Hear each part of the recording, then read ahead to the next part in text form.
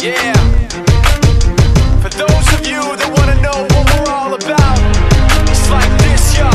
This is 10% luck, 20% skill, 15% concentrated power of will, 5% pleasure, 50% pain, and 100% reason to remember the name.